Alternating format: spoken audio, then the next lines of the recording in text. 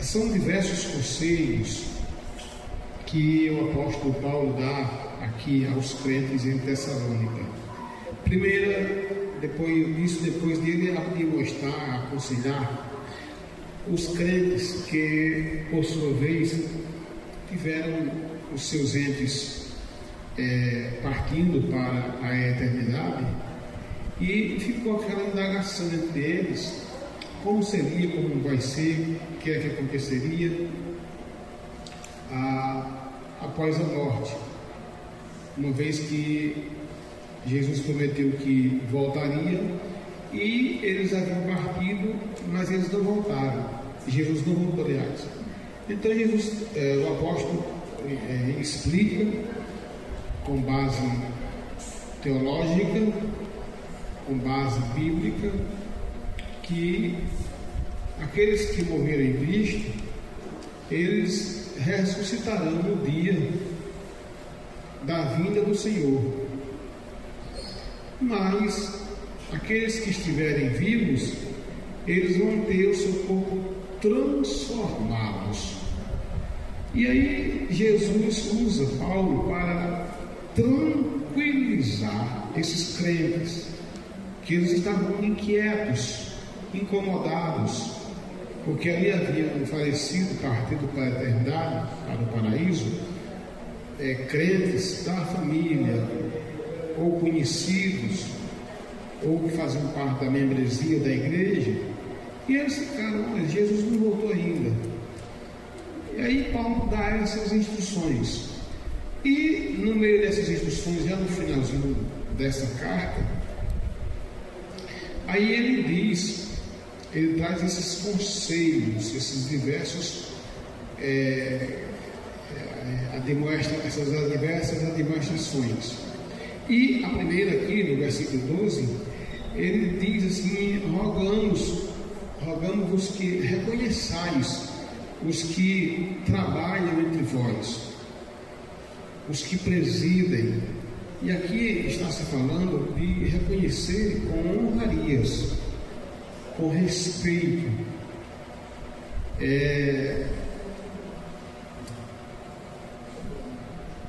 Um dia desse, no aniversário do pastor, o pastor aniversariou no dia 8 de março, foi numa sexta, 8 de maio. No dia 9, teve a Santa Ceia. No dia 9, eu fui mais minha esposa comprar aquelas lembrancinhas do Dia das Mães. Aí quando eu vou passando, o pastor Francisco vai sair do Brasil. Ele já tinha contado isso, que tinha uma pessoa que importunava ele, desdenhando, usando termos chulos. E aí o camarada, quando viu o pastor Francisco, disse uma expressão que eu não vou falar aqui. E aí o pastor encostou perto dele, quando ele me viu, aí juntou nós três, ficamos ali pertinho. Ele disse, o pastor falou bem sério com ele, disse: você me conhece de onde?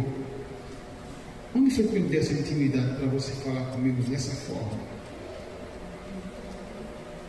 Quer dizer, você usa um termo pejorativo desse, na frente desse aqui que é pastor. E como é que fica a minha situação? Mas é que eu ouço falarem assim do Senhor, eu vou na sua igreja, o povo lhe chamam assim. Aí, naquilo, eu dei uma palavra e disse: olha, quando se estuda para ser um médico ou advogado, se chama pelo título que ele exerce, doutor. Se é um médico, é um doutor. Se é um advogado, é um doutor. Se exerce uma patente na polícia, no exército, chama-se pela patente que ele exerce: sargento, coronel, major. O pastor, mesma coisa. Você não pode usar esse termo assim, porque não fica nem bem para você e nem bem para ele. Então use o termo correto. Se você conhece o pastor Francisco, então chame ele de pastor Francisco. Não vai diminuir você em nada e nem vai ofender o pastor. E aí o pastor entendeu que também se trata de uma pessoa que nem era da nossa igreja, bateu no peito dele, Deus abençoe e foi embora. Então tem que ter esse respeito, irmãos. Eu vejo muitas pessoas assim, isso não tira mérito nenhum, isso não me ofende também. Eu ouvi dizer uma vez que um certo goleiro nosso, amigo nosso, irmão em Cristo, que alguém disse que assim, ele é pastor, irmão, fulano de tal, aí ele pegou ar, não me chame de irmão, pastor fulano de tal. Bem, tem que ter a medida certa. A pessoa também não pode se exaltar porque é um pastor, porque é um presbítero, e tem que ser chamado pelo presbítero Geraldo das Cunha, pastor fulano de tal. Não. Agora, também pelo outro lado, é muito bonito você chamar a pessoa pelo nome pelo título que ele carrega. Pastor fulano de tal, o diácono Lucivaldo, diácono Alexandre, diácono Rubens, diácono Carlos. Isso é uma coisa nobre e respeitoso. Você, como é que se dirige a uma autoridade? Você. Como se dirige ao pai, à mãe? Você. Aí eu, olhando no grupo da família, meu sobrinho, filho do meu irmão que foi atingido pela paulada, eu estou indo visitar o coroa, estou viajando, vou passar. Aí na hora eu me segurei, eu digo, rapaz, se esse cara soubesse o quanto meu irmão sofreu para criar ele, saindo de madrugada, pegando noite, pegando carreta, subindo em caminhão, quantos caminhão não virou, morreram tantas pessoas, meu irmão, para cuidar, para criar, e hoje ser chamado de coroa. Então tem que saber respeitar quem é ou quem exerce a autoridade. Inclusive, Paulo fala para Timóteo uma coisa muito interessante. Ele orienta o crente a que o crente, ele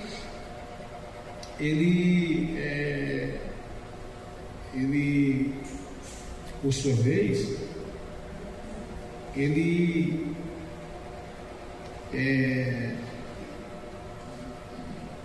deve orar por todos os que estão em eminência. Aí ele cita os reis, os governadores. Na nossa linguagem de hoje, devemos orar, interceder por todos os que exercem autoridade na esfera civil, na esfera eclesiástica e assim por diante. É esse o primeiro conselho. Depois vem outro conselho: e que os tenhais em grande estima e amor por causa da sua obra, tende paz entre vós. A primeira coisa aqui que ele diz aqui, esse texto é dividido em duas partes, e que os tenhais em grande estima. Então, além da gente honrar os que presidem, os que trabalham, os que se dão, os que sofrem, os que suportam, os que choram, os que às vezes levam porrada. Eu disse aqui no culto, acho que no último culto, acho que eu falei aqui, que a gente às vezes tem que engolir cobra, lagartos, acho que logo para terça-feira, para ter que cuspir flor. Então, o escritor, o apóstolo Paulo, ele orienta, ele dá esse testemunho: tenhais em grande estima e amor. Diz que quando você lê o apóstolo João, ele é conhecido como o apóstolo do amor. João, né? Aquele que escreveu, ou que está no seu nome, o quarto evangelho. O evangelho são 4 evangelhos, são 3 sinóticos e um que não é, que é o de João. E João escreveu, ficou registrado essa carta, esse evangelho, mas ele ainda escreveu a primeira epístola, a segunda epístola, a terceira epístola e o Apocalipse. Então, 5 livros na conta de João. E uma das expressões de João era esta: filhinhos, filhinhos, filhinhos. Aí, na sua recomendação, ele dizia: amai-vos uns aos outros. Filhinhos, amai-vos uns aos outros. Ele diz que quando João, depois que ele passou, depois que ele sobreviveu, que jogaram João na era do imperador, eu esqueci o nome dele, que foi pior do que Domiciliano, obrigado. Domiciliano, jogaram ele num tacho de óleo fervendo. Sabe que um tacho de óleo borbulhando, jogaram ele dentro. Isso por mandado do imperador Domiciliano. Ele não morreu, mas jogaram ele lá na ilha de Pátanos, mas ele não morreu. E quando ele estava dirigindo a igreja, diz que alguém dizia assim, ele já beirando os 100 anos, ele só dizia isso: amai-vos uns aos outros, amai-vos uns aos outros, amai-vos. E o povo ficava enjoado com aquela pregação dele: amai-vos uns aos outros, amai-vos uns aos outros. E ninguém entendia. Por que João só fala isso? Tá gaga esse homem, não serve mais para ser pastor, não. Aí um dia alguém chegou para ele e perguntou: reverendo João, por que o senhor só prega, só sabe falar isso? Amai-vos uns aos outros, amai-vos uns aos outros. Aí ele firmou a voz e disse: é porque essa igreja até hoje não aprendeu a amar o seu próximo. Pronto. Na hora todo mundo ficou pasmo.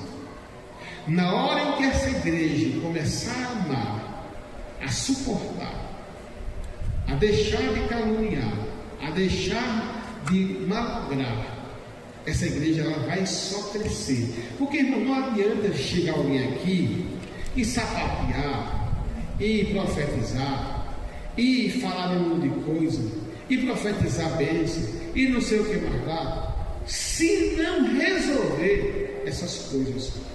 Ah, pastor, não era isso que eu queria ouvir.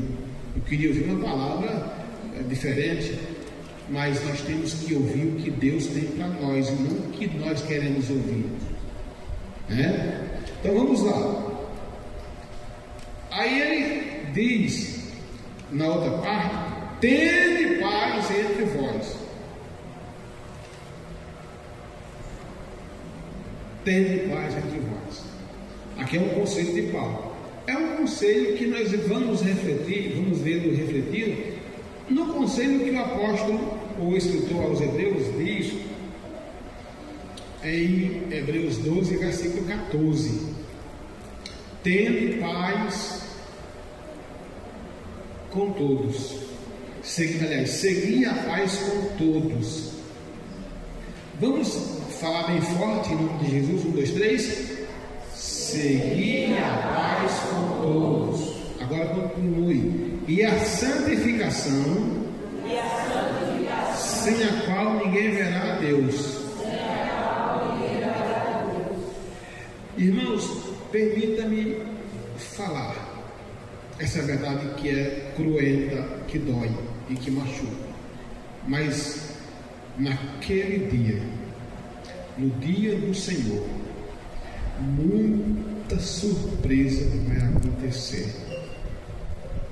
Mas por que, pastor? Porque muita gente vai ficar, porque não se arrependeu, não amou o seu próximo.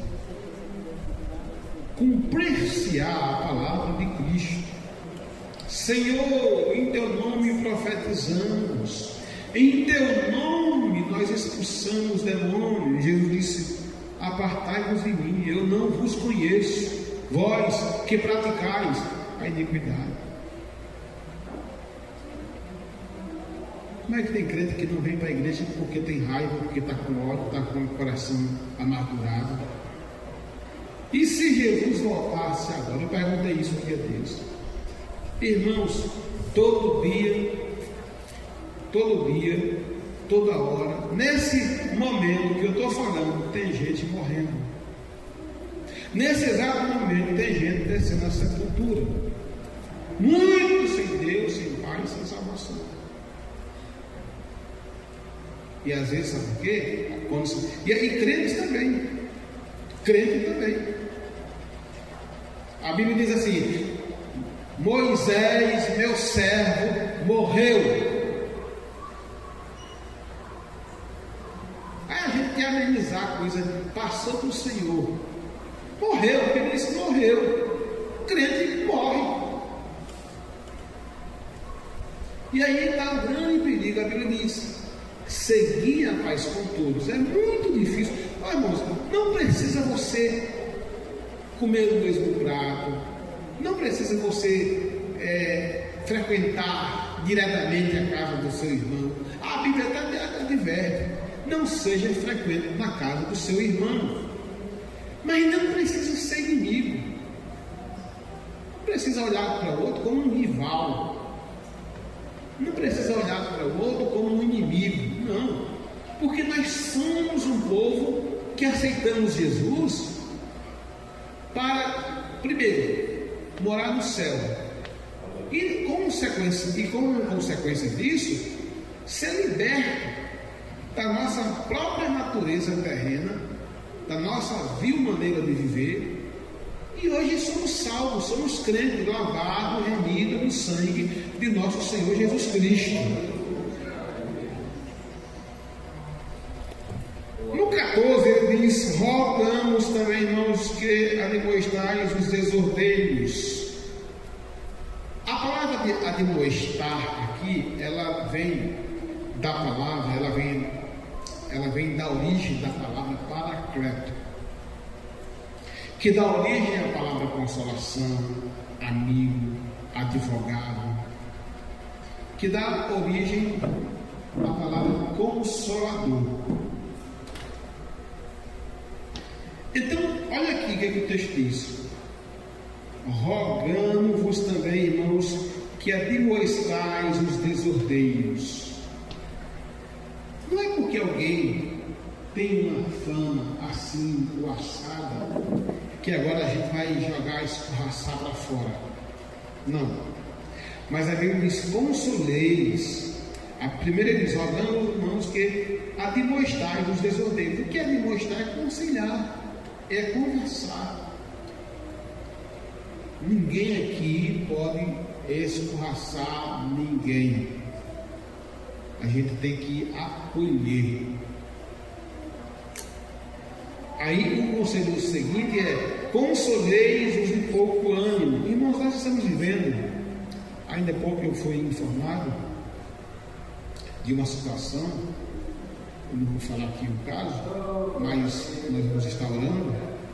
Nós estamos vivendo. Aí alguém diz assim: é só em Carnaíba. Não, irmão. Irmão, eu conheço as igrejas, eu conheço os obreiros,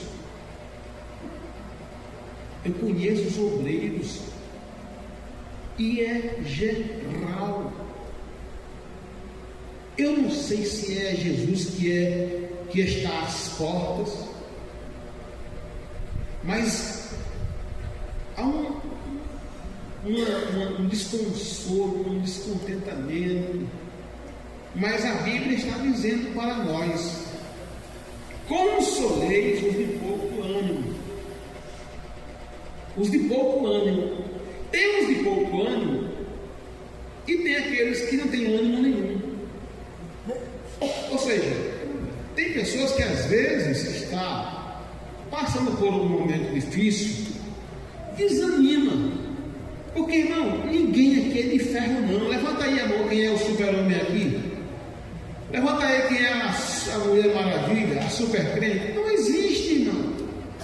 Vai ter momento em que a gente vai estar lá em cima, e vai ter momento em que a gente vai estar lá embaixo. Elias chegou a ter depressão. Moisés chegou a ter depressão. Jesus teve que correr para o Getsemane. Ninguém, isso Jesus humanamente falando. Então, irmão, não tem ninguém aqui super crente, capaz de suportar tudo e todas as coisas, não. Por isso que a Bíblia diz que nós temos que suportar as fraquezas um do outro.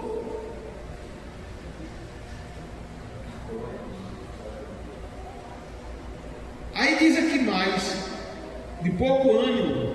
Jesus disse assim: no mundo tereis aflições. Aí em seguida ele fala: mas tende bom ânimo. Quem está entendendo, diga amém, por favor. Mas tende bom ânimo. Eu não sei se você está entendendo como eu estou entendendo. Sustenteis os fracos. O que é isso, irmão? Sustentar os fracos. São as pessoas débeis. São aquelas pessoas que, por qualquer motivo, já não querem ser crente. E é onde você não pode entrar com maldade. Porque tem pessoas que às vezes vê outro fraco, aí começa a culpar. É a igreja, é o pastor, é o professor, é a dirigente do ciclo de oração, é a A, é B. Irmãos, quando a gente vê alguém fraco, quando você vê alguém desanimado, seja bênção para essa pessoa. Chegue para ela, diz: meu irmão, minha irmã, te anima, Jesus vai voltar, Jesus vai te dar força, você vai passar por essa prova, você vai vencer, você vai suportar, você vai passar por esse vendaval. O salmista disse que no meio da tempestade o Senhor tem um caminho para a gente passar. Na tempestade Deus abre um caminho para a gente passar. Então vamos animar quem está desanimado, vamos alegrar quem está triste, vamos chorar com quem está chorando.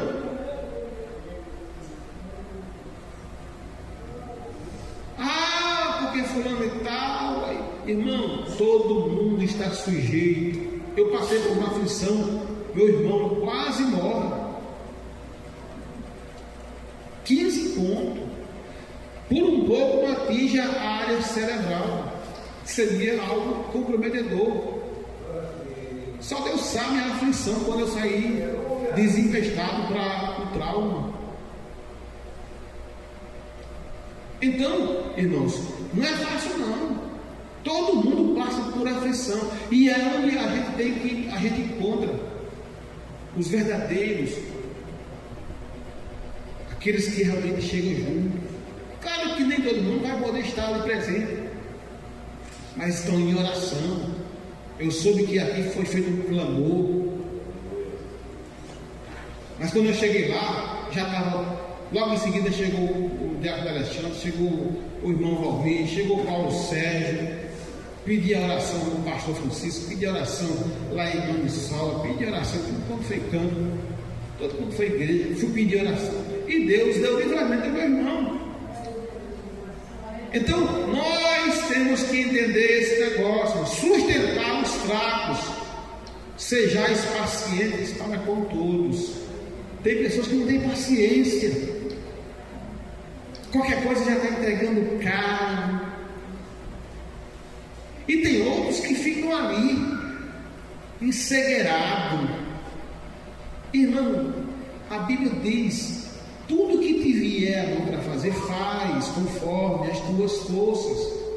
Não fica cobiçando, invejando o cargo do outro, não. Chegará uma vez, vai chegar uma vez. Então, sejais paciente para com todos. Então a gente tem que ter paciência. É paciência com o filho, é paciência com o neto, é paciência com a esposa, é paciência com os esposos, é paciência. Que a gente às vezes é trabalho, né? Não. Vai na menina. Tem paciência. Então quem não é, irmãos, quem não é fraco, então tem que ter paciência. Suportar a esposa. A esposa às vezes está naqueles dias e ela fica aflita, fica nervosa. E quem está na fase da menopausa, misericórdia. Bata até no vento. Então, se tu tiver uma mulher que está na menopausa e ela começar a se estressar em casa, vai varrer o terreno lá fora, vai lá, dá uma voltinha, deixa ela lá, quieta. Porque tem um monte de velho aqui, tudo na menopausa, eu sei disso. Brava mais do que mais bonita. Então tem que ter paciência. Aí o texto seguinte diz o seguinte, irmão, por favor, me escutem. Vede que ninguém deu a outrem mal por mal, mas segui sempre o bem, tanto uns para com os outros como para com todos. Vede que ninguém dê a outrem mal por mal. Irmão, nós não podemos pagar mal com mal. Se alguém fala mal de você, fale bem dela. Se alguém te faz o mal, faça o bem a ela. Não tem coisa melhor do que a harmonia no meio da igreja. E tem muita gente que às vezes se pergunta por que Deus não está operando, porque não está vendo harmonia, não está vendo paz, não está vendo essa abnegação de um suportar a carga do outro. Não tem paciência, quer pagar o mal com o mal. Aí vem aqui alguns versículos que são breves, muito breves. Aí o texto do versículo de número 16 diz: regozijai-vos sempre, regozijai-vos sempre. A Bíblia diz que a alegria do Senhor é a nossa. A alegria do Senhor é a nossa. Irmãos, nós temos que nos alegrar em Cristo. Por que razão? Porque a nossa morada não é aqui. A nossa felicidade não está aqui. Deus nos dá aquilo que necessitamos para a nossa vida, no sentido de servir melhor a Ele. Mas tudo aqui vai ficar. Tudo aqui vai ficar, sim ou não, irmãos? Ninguém vai levar seu carro, sua casa, seu bom emprego.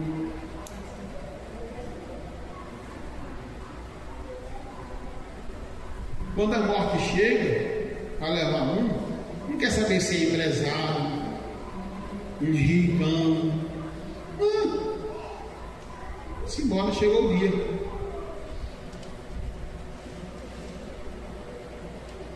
Aí o versículo 17 diz: orai sem cessar.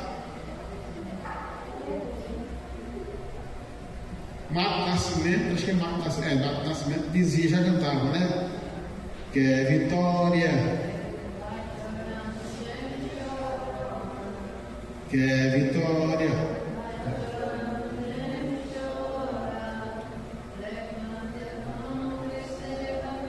Canta, igreja. É só pedir, chorando, gente. Então nós temos que orar chorando, derramando lágrimas. A Bíblia diz que Ana chorou, ela orava e chegou a chorar. E olha a bênção que Deus lhe deu. Nós estamos vivendo uma época, irmãos, em que é tão difícil que eu não vou nem perguntar. Eu não vou nem perguntar.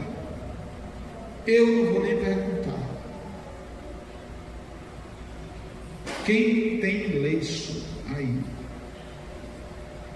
Porque quase nós não trazemos lenço para chorar. Não é para enxugar o suor, não, é lenço para enxugar a lágrima.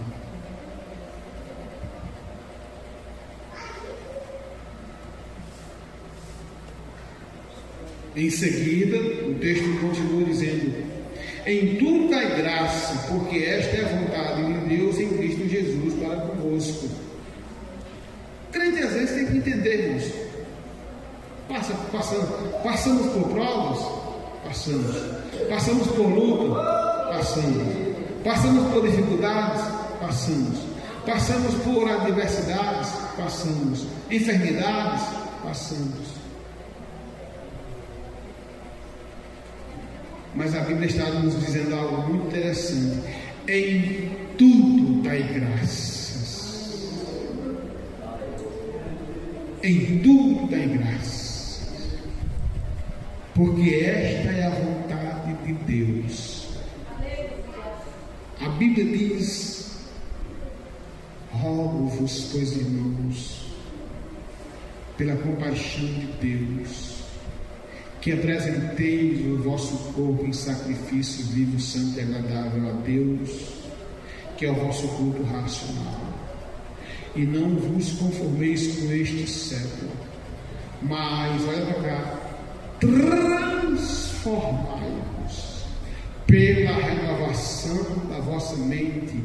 Agora, olha mais ainda: para que experimenteis qual seja a boa, perfeita e agradável a vontade de Deus. A vontade de Deus é perfeita, é boa.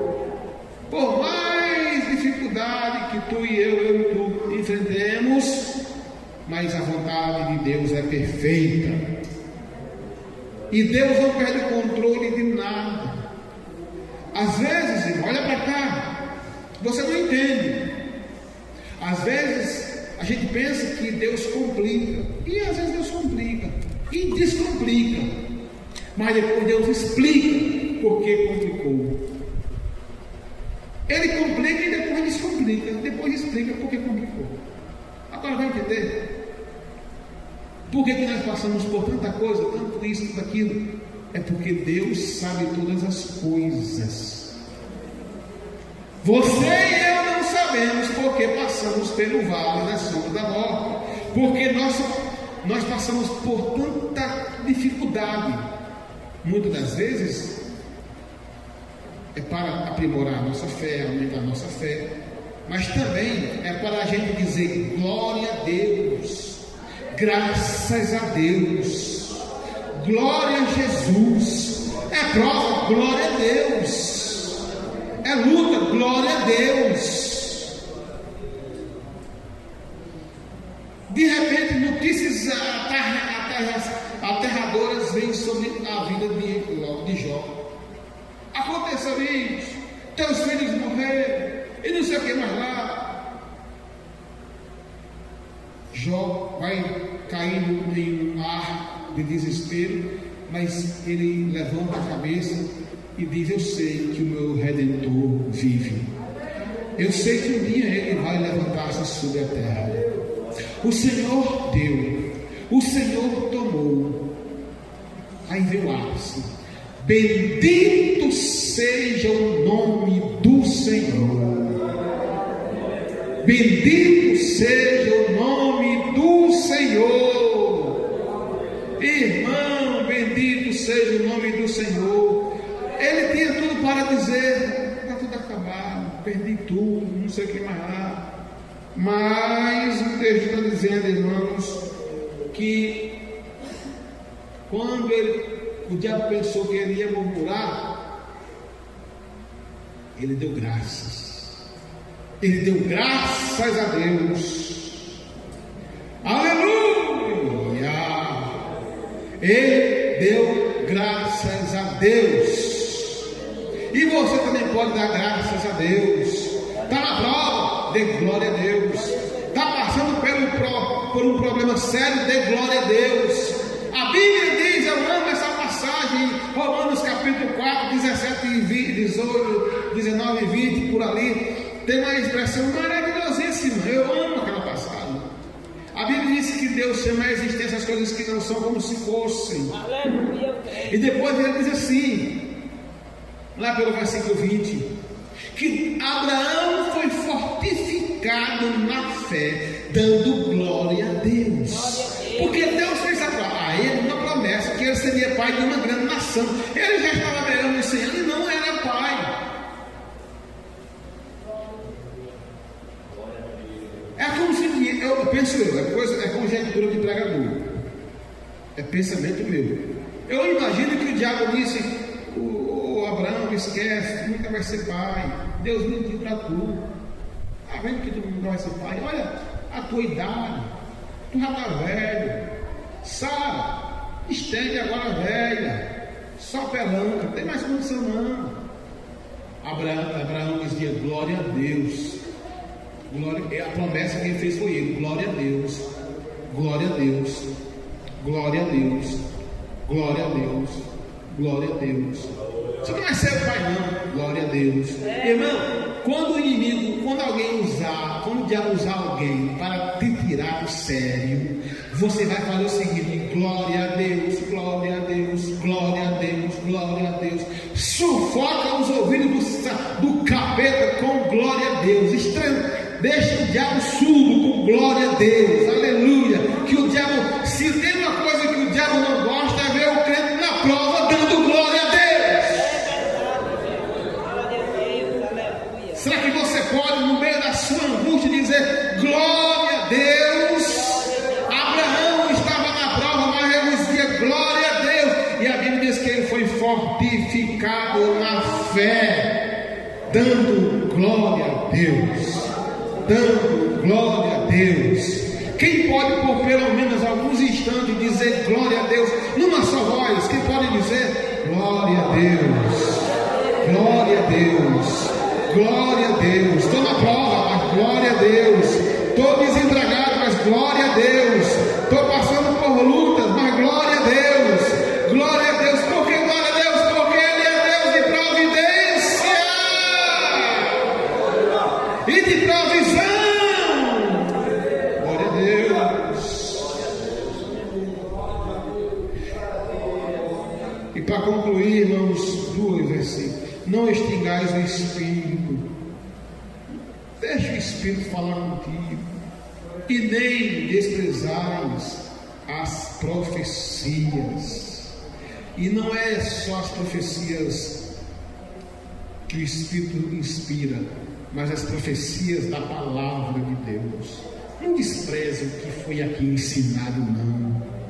Não chegue em casa querendo desfazer o que foi escrito aqui, porque maior é aquele que nos chamou.